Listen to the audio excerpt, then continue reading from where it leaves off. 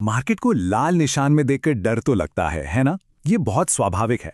पर क्या हो अगर हम इस डर को ही एक स्मार्ट एक्शन लेने वाली स्ट्रैटेजी में बदल दें? तो चलिए आज इसी बात को समझते हैं।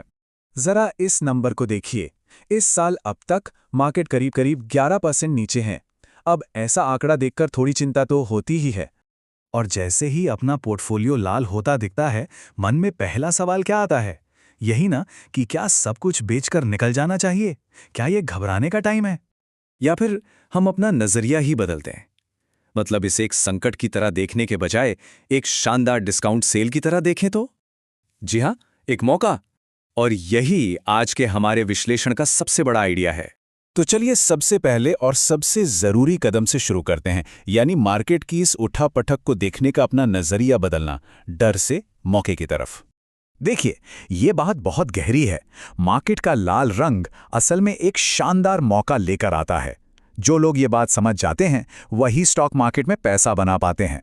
असल में यही तो प्रोफेशनल इन्वेस्टर्स की सोच होती है। वो गिरती कीमतों को खतरा नहीं बल्कि अच्छी क्वालिटी की चीजें सस्ते में खरीदने का मौका मानते हैं। तो यहां पर ना दो तरह के इन्वेस्टर्स का फर्क साफ हो जाता है। एक तरफ है एमेच्योर इन्वेस्टर्स। ये तब खरीदते हैं जब मार्केट में हरियाली होती है, जब सब कुछ भाग रहा होता है, मतलब वो बस ट्रेंड के पीछे भागते हैं। और दूसरी तरफ है प्रोफेशनल इन्वेस्टर्स। वो तब खरीदते हैं जब मार्केट में गिरावट होती है, जब सब डरे हुए होते हैं। क्यों? क्योंकि वो भविष्य की वैल्यू देख रहे होते हैं। ठीक है, तो माइंडसेट तो समझ आ गया, लेकिन अगला और सबसे बड़ा सवाल, खरीदना कब है? सही टाइम क्या है? चलिए इसे समझते हैं। देखिए, एक बात समझनी बहुत जरूरी है। स्टॉक मार्केट ना कभी भी एक सीधी लाइन में ऊपर या नीचे नहीं जाता। ये हमेशा साइकिल्स में, यानी उतार चढ़ाव के चक्र में चलता है। आमतौर पर किसी भी स्टॉक के 3 मेन स्टेज होते हैं।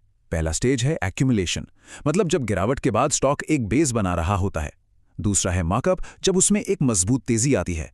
और तीसरा है डिस्ट्रीब्यूशन, मतलब जब वो अपने पीक पर पहुंचकर गिरने लगता है। तो सबसे अच्छे मौके कहाँ मिलते हैं?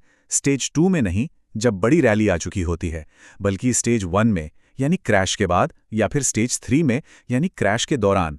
मतलब स्मार्ट इन्वेस्टिंग का मतलब ही यही है कि तब खरीदो जब चीजें सस्ती मिल रही हों, जब उन्हें कोई पूछ नहीं रहा हो, ना कि तब जब वो सबसे ज्यादा पॉपुलर हों।